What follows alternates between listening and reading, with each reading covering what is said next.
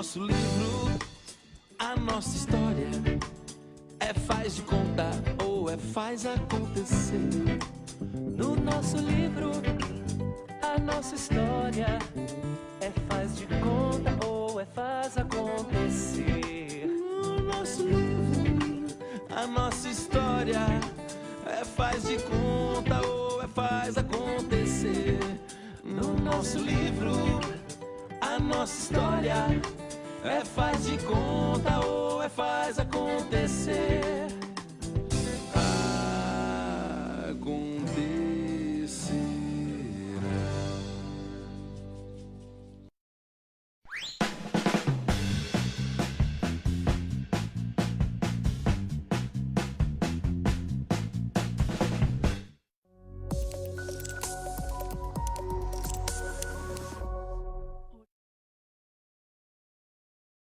Nesta edição, o Senado aprova a divisão de recursos provenientes da exploração de pré-sal com estados e municípios.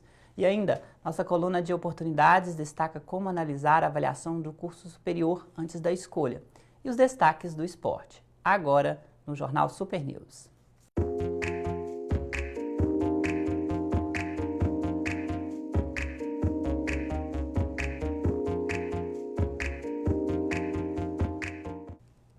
Olá, bem-vindo ao Jornal Super News dessa quarta-feira, 4 de setembro. Começamos com destaque nacional, com informações da agência Senado. O assunto agora é economia e uma mudança no Pacto Federativo vai trazer benefícios para a economia de estados e municípios, com a aprovação pelo Senado ontem de uma proposta de emenda à Constituição que vai distribuir recursos arrecadados no leilão de pré-sal previsto para novembro com os estados e municípios brasileiros. Por lei, a Petrobras tem a preferência na exploração por 40 anos de áreas do pré-sal aqui no país, com contratação direta, sem necessidade de licitação, a chamada cessão onerosa. Em troca disso, a empresa antecipou um pagamento de 74 bilhões e 800 mil reais ao governo. Com a descoberta posterior de um volume maior do combustível fóssil, pré-sal, nas regiões exploradas pela Petrobras, o valor foi reajustado para cerca de 70 bilhões de reais, por conta da desvalorização do preço do barril de petróleo. A proposta foi revista e agora, ao invés de uma divisão posterior dos recursos, a divisão será prevista através dessa proposta de emenda à Constituição. Segundo os termos da proposta, 15% dos valores arrecadados, cerca de 10 bilhões e meio de reais, serão destinados aos municípios e outros 10 bilhões e meio de reais aos estados e Distrito Federal. Essas fatias serão distribuídas entre os entes federativos a partir dos critérios que regem os fundos de participação dos municípios e dos estados. Dessa forma, serão privilegiados os estados e municípios com as menores rendas per capita. Uma terceira parcela de 2 bilhões e 100 mil reais, 3% do total, será repassada aos estados que abrigam jazidas de petróleo, gás natural e outros hidrocarbonetos. Essa parcela será distribuída em proporção ao resultado apurado de exploração desses recursos. A fatia de 3% para estados produtores de petróleo e gás foi assegurada com a emenda conjunta proposta pelos representantes do Senado do Rio de Janeiro. Essa medida é necessária porque a transferência do valor que é arrecadado pelo pré-sal é contabilizada nos cálculos das despesas primárias do orçamento federal. Quando a parcela esbarra no teto de gastos da União, não há o repasse. A proposta modifica as regras dos limites de despesas primárias para evitar que essas transferências entrem na conta do teto máximo do governo federal. Através de um acordo entre os senadores, a PEC foi votada em 2 turnos na mesma sessão e agora ela deve repassar pela Câmara dos Deputados para que se confirme essa proposta de emenda. Agora a previsão do tempo: pancadas de chuvas estão previstas para o norte do país e áreas isoladas do litoral da Bahia, no Nordeste. Aqui no Sudeste, a instabilidade vai trazer chuvas para o Rio e São Paulo, por lá já chove e continua chuvoso durante esse meio de semana. Minas e Espírito Santo têm tempo aberto e com elevadas temperaturas. De acordo com o Instituto Nacional de Meteorologia, em Minas, as temperaturas permanecem elevadas e podem cair pancadas de chuvas isoladas no sul e zona da Mata Mineira. Por outro lado, a forte massa de ar seco continental deixa o tempo firme em grande parte do estado. Olha, tem cidades do norte do estado que podem chegar a 38 graus até o fim dessa semana. Nos próximos dias, vai haver uma modificação dessa massa de ar vinda do sul do país, o que provocará um declínio nas temperaturas. Na capital mineira, Belo Horizonte, as temperaturas variam entre 31 e 33 graus até o fim dessa semana. E aqui em Valadares, hoje bate recorde de temperatura com máxima de até 36 graus. Mas a boa notícia é que as temperaturas caem até o fim da semana. No próximo bloco, o consultor de carreira Daniel Magalhães traz as diferentes formas de se avaliar o seu curso superior. Voltamos em instantes.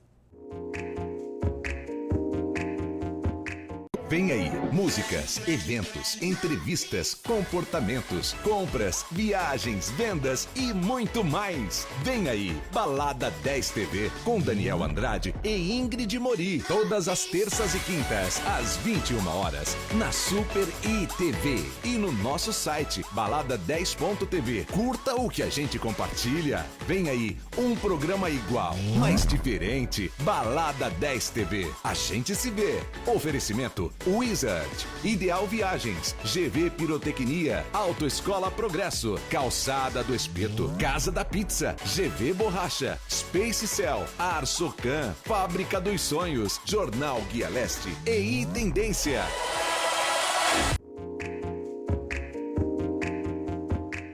De volta com o jornal Super News. Antes de optar por um curso superior, o aluno deve ficar atento para fazer uma boa opção. Daniel Magalhães, nosso consultor de carreira, te explica como você pode avaliar o seu curso superior através de uma outra avaliação que é feita pelo Ministério da Educação. Olá, tudo bem com vocês? Hoje vamos falar sobre cursos superiores e como eles são validados pelo Ministério da Educação. Como gestor educacional, eu escuto duas perguntas que são muito importantes de serem esclarecidas. Primeiro, como saber que uma instituição, que uma faculdade, ela é devidamente validada, que ela é boa? Então vou dar 3 dicas para você saber. Primeiro, visite a estrutura física dessa instituição, principalmente se for EAD. O polo de apoio presencial é muito importante para a formação. Então vá, conheça a estrutura física, porque dali você vai tirar um parâmetro para saber se essa instituição é realmente boa. Segundo, converse com os ex-alunos. Nada melhor do que um testemunho de uma pessoa que já frequentou essa instituição para lhe dizer se vale ou não a pena. E terceiro, pesquise no site do MEC, Ministério da Educação, se essa instituição está devidamente credenciada. Porque há diferença entre faculdade, centro universitário e universidade. Por exemplo, universitário e universidade não precisa de outras instituições para chancelar o diploma, ou seja, validar o diploma. Outra pergunta que a gente escuta com muita frequência e que é importante esclarecer são sobre os cursos superiores. Quando eles são autorizados, quando são reconhecidos e qual a diferença entre eles. Bom, para compreender isso é necessário contextualizar e entender todo o processo de validação de um curso superior. Primeiro, para um curso ser lançado, ou seja, para ele ir para o mercado, ele precisa partir de uma universidade devidamente credenciada. Caso contrário, esquece, o diploma não vai chegar. Segundo, após a instituição estar devidamente credenciada, para lançar um curso, ela manda um projeto para o MEC e o MEC autoriza o lançamento deste curso. E essa autorização acontece a partir de uma publicação no Diário Oficial da União sobre um número. Então, é fácil pesquisar esse número no portal do MEC. E o reconhecimento, que é o que as pessoas mais se preocupam? O reconhecimento ele só pode ser dado após este curso que foi autorizado ter a sua primeira turma graduada, ou seja, formada. Então, um curso que não tem turma formada não pode ser reconhecido, porque a instituição, ao concluir, ao graduar este curso pela primeira vez, entra com uma solicitação de reconhecimento.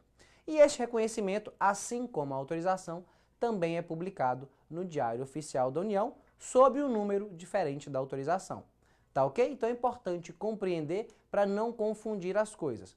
O O que acontece também, de fato, uma dica para você pesquisar é: cada curso tem uma nota pela sua validação, pela sua avaliação. Então, você pode pesquisar a instituição, mas também deve pesquisar sobre o curso, porque a instituição pode ser credenciada, mas o curso não ter boa avaliação, tá ok? Então pesquise no portal do MEC, lá tem todas as informações.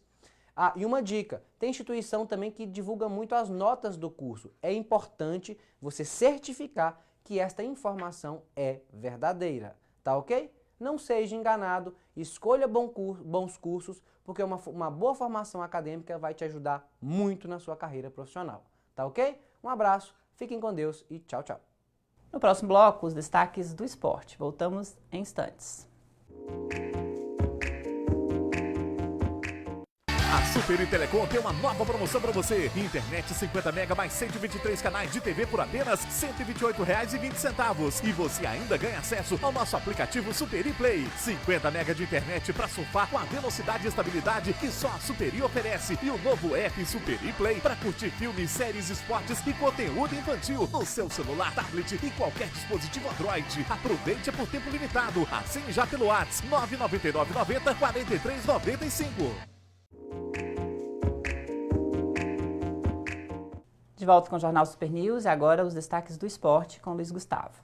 Olá, Júlia, e a todos que acompanham o Jornal Super News, edição desta quarta-feira. Vamos começar falando, claro, da decisão de logo mais no estádio gigante da Beira-Rio. O Cruzeiro, que vai até o sul do país encarar o Internacional de Porto Alegre, jogo de volta da semifinal da Copa do Brasil. Lembrando sempre que o Cruzeiro foi derrotado na primeira partida no Mineirão, há 3 semanas, o Inter derrotou a equipe celeste pelo placar de 1-0 e, por isso, joga por um empate para poder chegar à sua terceira final de Copa do Brasil. Já o Cruzeiro, para poder chegar em mais uma final, né, o que seria a terceira final consecutiva de Copa do Brasil e a 9ª final na história, o Cruzeiro vai precisar vencer a equipe colorada pelo placar de 2 gols de diferença e, se conseguir fazer 1-0, por exemplo, consegue levar a disputa para os pênaltis. O técnico Rogério Ceni não tem muitas dúvidas para poder escalar o Cruzeiro para a noite desta quarta-feira. O Dedé não treinou ontem, Cruzeiro que realizou um treinamento no CT Luiz Carvalho, né, CT